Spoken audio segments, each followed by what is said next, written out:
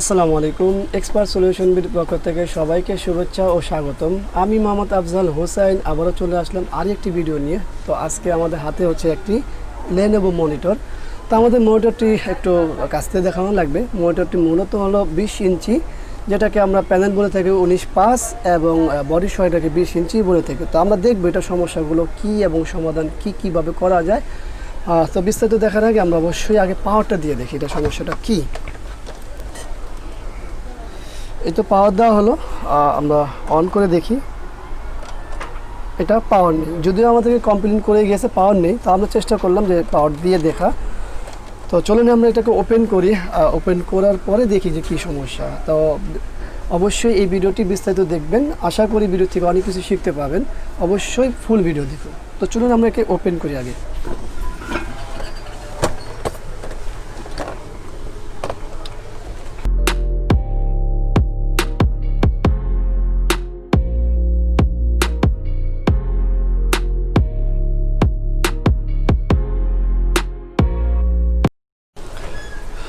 এই তো আমাদের ব্যাক সাইডটা ওপেন করা হলো। তো এটা এই যে মূলত 19.5 প্যানেল। তো আমরা বোর্ডটাকে ওপেন করি, তারপরে দেখি বিষয়গুলো কি।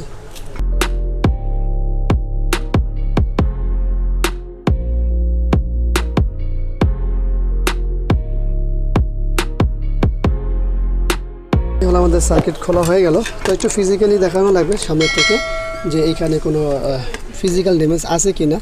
নর্মালি এখানে এইভাবে দেখা যাচ্ছে না, কোনো ড্যামেজ আছে নেই। তো যাই হোক আমরা সার্কিটটা খুলি, তারপরে দেখি।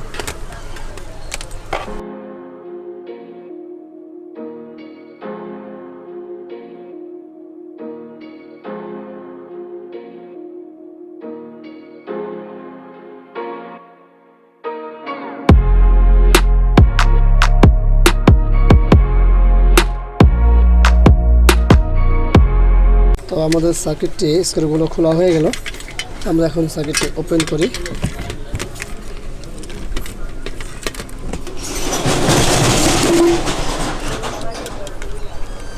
এই হলো আমাদের সার্কিটের অবস্থা। তো একটু খেয়াল করা উচিত। দেখি, এই হলো আমাদের সার্কিটের অবস্থা। আমাদের চিপ করছে কোনটা, আমাদের পাওয়ার সেকশনে চিপ করছে হচ্ছে ঠিক এইটা, এবং পাশাপাশি অনেকটাই চেঞ্জিং আনছে এর মধ্যে। আর এই তো কার্ড আমাদের ভিডিও বোর্ডে কোনো সমস্যা নেই। তো চলুন আমরা এটাকে পাওয়ার দিব, বিস্তারিত দেখব, তারপরে সিদ্ধান্ততে যাব কি করা যায়। তো আমরা এখানে কিছু এই ডায়েটগুলো আছে, যে পার্টসগুলো আছে, একটু মাপবো, দেখবো আসলে সমস্যা থেকে প্রাইমারি না সেকেন্ডারি থেকে। তো সেটা মাপতে হলে আমাদের অবশ্যই ওমসে চলে যেতে হবে। আর ওমসে যাওয়ার সময় অবশ্যই মিটারের ওমসটা একটু ক্লিয়ার করে আগে দেখি। আমরা এক কাজ করি, এই আমাদের বোর্ডটা ওপেন করে ফেলি, এটা কানেকশন দরকার নেই। তো আমরা এই ডায়েটগুলো মাপি, সর্বপ্রথম দেখি শর্ট আছে কি না। তো আমাদের এই ডায়েটটি এখানে অলরেডি শর্ট দেখাচ্ছে, যদিও আমাদের এই ভিডিও বোর্ডটি ওপেন করা আছে, তারপরেও এখানে শর্ট দেখাচ্ছে, ভিডিও বোর্ডটি ওপেন। আর আমাদের সেকেন্ড ডায়েটটা কী বলে একটু দেখি। সেকেন্ড ডায়েটটি কিন্তু শর্ট দেখাচ্ছে না, এখানে কিন্তু শর্ট দেখাচ্ছে না। তারপরেও এই ডায়েটটি কেন শর্ট দেখাচ্ছে, এইভাবে কি আদৌ কি ডায়েটটি 100% শর্ট আছে কি না, এইভাবে দেখাচ্ছে। আমরা বোর্ড থেকে ওপেন করে তারপরে মাপবো। আর এই ভোল্টেজটি কোথায় গেছে, এই ভোল্টেজটি শুধু আমাদের ভিডিও কার্ডে গেছে।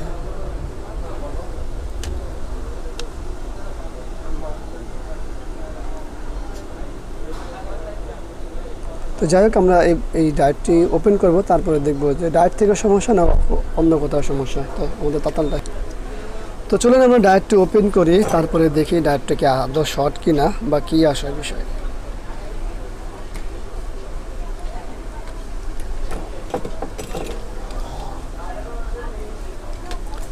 এই আমাদের ডায়েটটি ওপেন হয়ে গেল। তো চলুন আমরা মিটারটি দিয়ে মাপ দিই ডায়েটটি।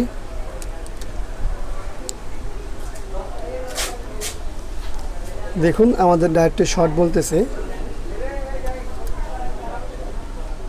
এটা 100% শর্ট আছে, এবং আমাদের পাশাপাশি আরেকটা ডায়েট আছে, সেই ডায়েটটি শর্ট না। তো আমরা আগে দেখবো যে ডায়েটটি কী করেছে। এই ডায়েটটি দিয়ে এই ডায়েটটি দিয়ে 19 ভোল্ট করা হয়েছে। এখানে আমাদের অন্যান্য বোর্ডের মতো না, একটু ভিন্নতা আছে। আপনারা দেখুন এখানে শুধু 19 ভোল্ট, তার অর্থ হচ্ছে +19 ভোল্ট, আর এখানে কোনো 5 ভোল্টের অপশন নেই। তার অর্থ এই একটা দিয়েই আমাদের মূল কার্ডটা হলো যেটা ভিডিও কার্ড, সেটা তো 19 ভোল্ট দেওয়া হয়েছে। আর এই ডায়োডটি দিয়ে হচ্ছে আমাদের 19 ভোল্ট যখন এখানে সাপ্লাই হয়েছে তখন এটা ইনভার্টারের জন্য এই ভোল্টেজটা চলে গেছে, এই ফ্যাট হয়ে ডায়োডের মাধ্যমে এখানে চলে গেছে। তার অর্থ একটা ডায়োড দিয়ে আমাদের মূল ভোল্টেজ তৈরি করা হয়েছে। তাহলে এখন আমাদের এখানে ডায়োড লাগানো ছাড়া অপশন নেই, কারণ ডায়োডটা খারাপ পেলামই। আর জায়গাটা কোনো শর্ট আছে কিনা সেটাও দেখে নিই। দেখুন আমাদের জায়গা কিন্তু শর্ট নেই। তার অর্থ এই বোর্ডটা যে শর্ট হয় অনেক সময় অন্য অন্য কারণবশত, সেটা নেই।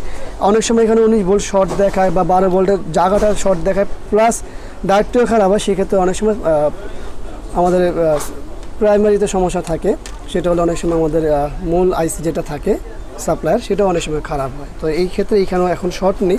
তো চলো আমরা এখানে আগে, যেহেতু 19 ভোল্টের একটা এই ডায়োড, অবশ্যই এখানে একটা ভালো একটা ডায়োড লাগানো লাগবে। তো আমরা এখানে কোন ধরনের ডায়োড লাগাবো সেইটাই হলো বিষয়। আমরা এখানে একটা ফ্যাট জাতীয় ডায়োড লাগাবো, যেটাকে ফ্যাট না, ওটা মসফেটের মতো দেখতে, বাট ওটা ডায়োড, হ্যাঁ ওইরকম একটা কিছু লাগাবো। তাহলে আমরা ওই ডায়োডটা নিয়ে নিই।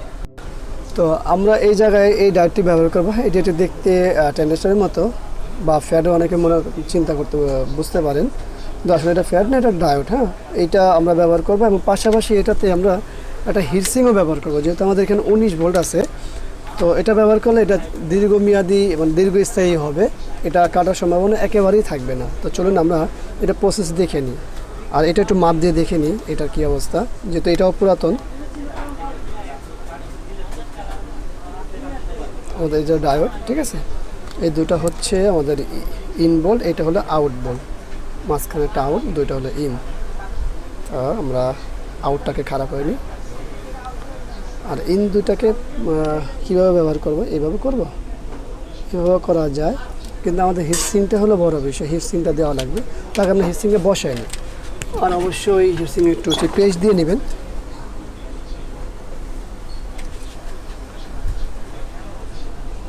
এটা যাতে আর না কাটে সেই ব্যবস্থার জন্য আমরা এই ব্যবস্থাটা করতেছি, যাতে আর কোনো দিনও সমস্যা না হয়। এরপরে আমরা এইখানে কীভাবে ব্যবহার করব, এখানে আমাদের এখানে লেগে যায়, এখানেও সমস্যা হয়, তাহলে আমরা কীভাবে করব। হ্যাঁ, এইভাবে বসানো যায় সুন্দর করে। তাহলে আমরা এই লেগটাকে এটার সাথে দিয়ে দেব।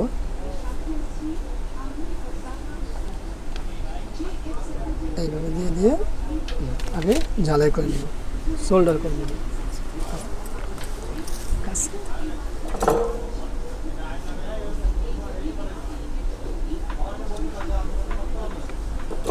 এটাকে দিয়ে দিলাম এবং ওই পাশটাকে ওপেন করে নিব, এই পাশটাকে।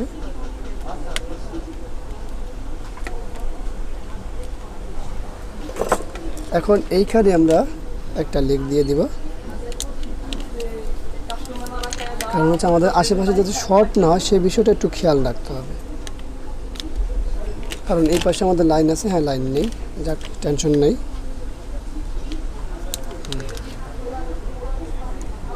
এরপর এখানে সোল্ডার করে নিতে হবে।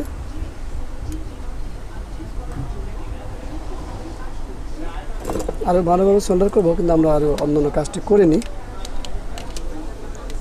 এখান থেকে আমাদের এখন আউট ভোল্টেজ যেটা আছে সেটাকে কানেকশন করতে হবে। তার জন্য আমরা অবশ্যই একটা তার দরকার যদি হবে, এটাকে নিচে যতটুকু পারা যায় সাথে দিয়ে দিতে হবে। আমি দুইটা তার নিয়ে নিই।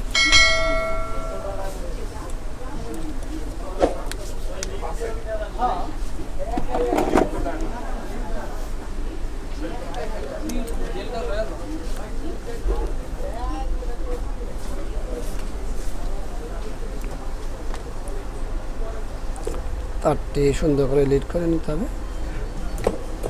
এরপরে আমাদের এইখান থেকে কানেকশন করে নিতে হবে, আর অবশ্যই খেয়াল রাখতে হবে যাতে এটা আর কোনোভাবে না লুজ হয়।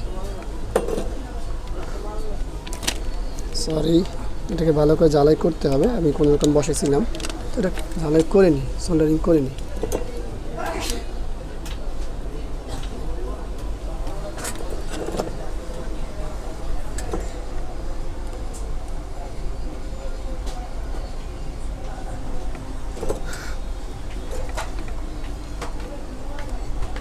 আউট ভোল্টেজ জায়গাটা আমি সিলেকশন করে নিলাম।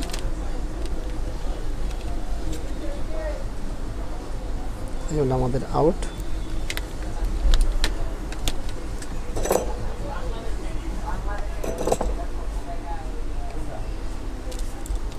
এই হলো আমাদের আউট।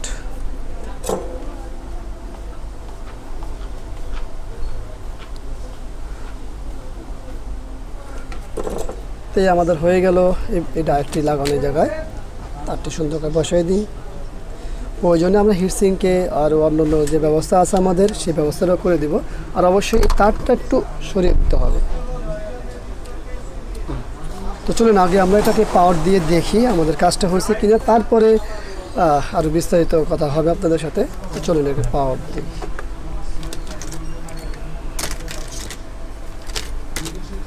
এভাবে আসতে হবে, এখানে চলে আসতে হবে। আমাদের inverter connection light,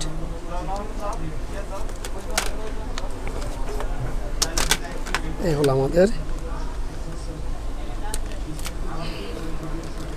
video in, আমাদের LVDS, আর আমাদের কি বলে মেনু। তো চলুন আমরা এটাকে পাওয়ারটা দিই আগে সর্বপ্রথম, তারপরে দেখি। বিসমিল্লাহ। এই আমাদের পাওয়ার দেওয়া হলো, লিডটা দেখা যায়, এই পাওয়ার, এই আমাদের ইনভার্টার জ্বলছে। চলুন আমরা ডিসপ্লেটা দেখি। এই আমাদের ডিসপ্লে, একবার অফ করে অন করি। Lenovo, আমরা ডাটা কেবলটা লাগিয়ে দেখি, যেটাকে VGA কেবল।